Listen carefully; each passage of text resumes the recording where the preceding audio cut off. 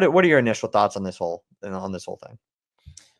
Yeah, I think this is just the new reality of college sports, which is really unfortunate. I don't think that maybe this situation in general is, but like with college, like players being paid, there's going to be possibly contract disputes, which is super unfortunate. I think that the Tennessee Volunteers made a great decision in not deciding to re-up his contract or whatever he was asking for, whatever the official designation of what he was asking for is. I think it's a great precedent for college sports in general that like Mario Cristobal touched on it. I know you like cover the Canes pretty closely, but he touched on it saying that if you want to do something like that, we don't need you. Like, and I think that is just like a message that's being heard all around the college football landscape.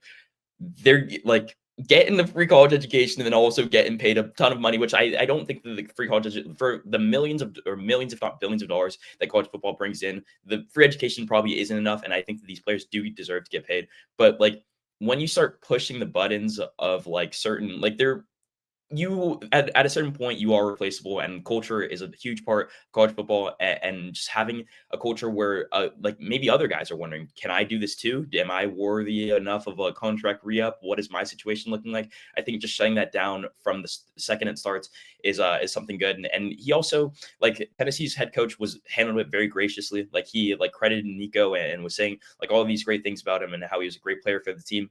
But like you just can't have that happening. It ruins the locker room. It ruins the culture of a program. And I think that sticking their ground might not have been the greatest thing for their season, their outlook, their win total probably tumbles a little bit down. But I think that in general for that program, it was probably the best thing that they could have done.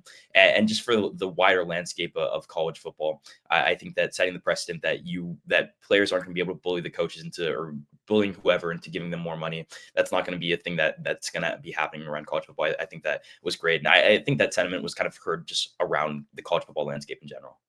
Yeah, and I think when you get support from like potentially another coach like Dan Lanning at Oregon, who didn't just like try to hop on it and just be like, yes, yeah, we'll take you, instead he actually informed Heupel and his camp and everything like that. I think it's clear that around college football, it just seems like you just could not bend the knee here. This was just not the time to give it away. But yeah, just want to initially start here with my thoughts going off of what you first said. And that was, yes, these college players are worth more than this free education, worth more than just like almost a couple like bucks here and there, like gas money. Like there are some players that are worth so much money and bring so much into the sport that like, you know what, I think everybody's in support. These players, get your money how you have to, but there are some things that probably need to be regulated. And it's not the amount that they can earn, it's just how you can get there. So then stuff like this doesn't happen. Holdouts, or, potentially like Tennessee also terminating your deal, like, and cutting you or something like that. You don't want that to happen either. So I did kind of look into some of the different things that are coming up for college football that they potentially need to change. I'm going to say this. A lot of people have suggested long-term contracts. Nico was under a long-term contract. He'd been getting paid by Tennessee since the senior year of high school, essentially through the NIL collective. But I know a lot of people are looking at that. I don't know how much I want to see contracts, but if there is something more binding where you really can't get out of it, maybe that's a solution. What do you think about that? I got 3 more solutions too after this. Yeah, I think that maybe binding contracts could be a way to go. I would have to see the logistics of it, but I think that just in general, that would probably hold players to schools longer, which is better for the college football landscape, not having everybody transfer every 2 seconds. So I think in general that sounds like a good idea. I just don't know how to be executed in practice, because like you mentioned, Nico like has been getting paid by Tennessee for forever. And it's not like it's not like they were making bad money either. Like he wanted to re-up on his contract to something that was going to be like some around $4 million, but he was still making good money from Tennessee for those years that he was getting paid too. So I think that just in general, I mean, we'd have to see how that plays out, but it could definitely be a solution. Yeah, he was on the final year of a 4-year deal with Tennessee. Doesn't that sound like so ridiculous to even say that out loud? Okay, the spring portal. A lot of people have been saying kind of get rid of that. Obviously, it's used by a lot of spring players to go transfer if they lose out on a starting job, or they fall down the depth chart, don't like where they are, or they just actually wanted to stay with their team, play it out. A lot of people are saying maybe you only go with the winter transfer portal window. You get that one time, that one shot, because a lot of players have a ton of leverage. What do you think about that? I'm not a huge fan of that one. Yeah, I don't know about that one. I could see, like, maybe, like, a reduction in the amount of days that, like, it's open for, like, the transfer portal window, like, whenever that, like, stretches between it opening and closing, that may be getting reduced or some, like, implementation of regulation of how, like, I think a transfer regulation might be more, like, in line with something, like, along those lines, like, having, like, a certain amount of times you can transfer, like, what it used to like, not I don't want it to go back to what it used to be where players had to sit out a year, but, just, like, some sort of regulation that would make it, like, a little bit harder for, like I don't think, like, closing the transfer portal window completely, though, is the way to go. Because then people are like you mentioned at the top of what you were saying, people are stuck in just, like, really bad situations where they go somewhere and think that they are gonna be the QB1 and end up being, like, the 3rd guy on the depth chart, which, I mean, people can say whatever they want about losing your starting job, but, like, if you're gonna lose in the spring, you should be able to, like, maybe get a chance somewhere else in the fall.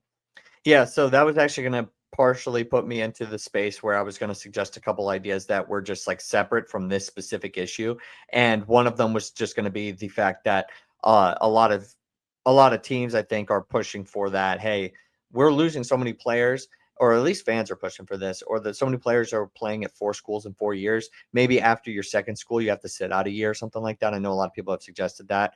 I'm honestly kind of more so okay with that. Than some of the other rules. But yeah, so the last two are, I think, in my opinion, kind of together because, well, this third one is together for all of it. Federal legislation. Right now, the NCAA really has no power to actually govern. I think the NCAA gets a lot of crap. They actually can't really do anything anymore about any of this stuff since some of the rulings came out that these players can earn and the NCAA can't stop it. That is the first thing that probably needs to fall with all of this. And then the fourth solution would be employment and a collective bargaining agreement, like a true one, like almost a union of sorts between the players and these schools and these programs in the NCAA.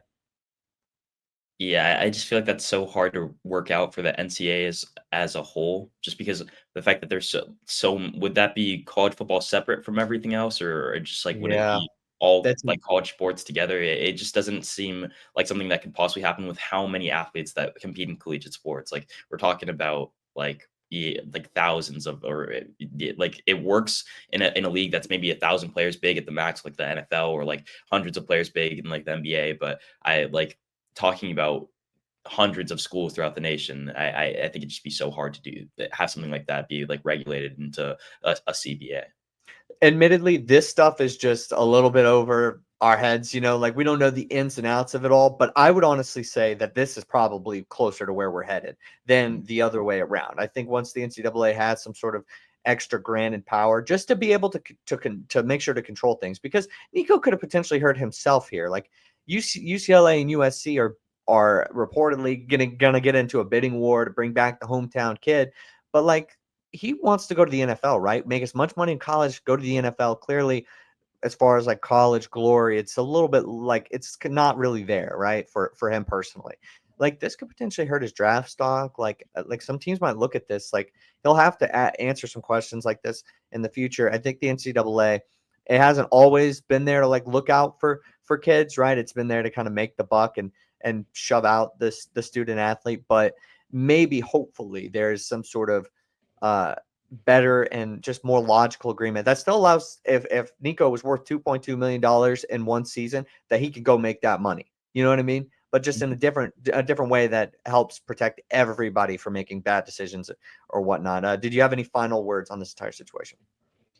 Yeah, I just think that the landscape of college football is going to, or college sports, I guess you can say, is going to change so drastically over the next coming couple of years, and I think it's going to be interesting to watch. I don't have any particular like exact concrete solution to it, but I think it's going to be interesting to watch it play out because there definitely has to be regulations. I don't see this going for another decade, if not like if like closer to like 5 or 4 or 3 years, where they can just have 4 transfers in 4 years, or like guys holding out, or situations like this. The fact that these are popping up in like the infancy of NIL and everything that's going on with the transfer portal, I think like leans to a higher level of regulation coming relatively soon.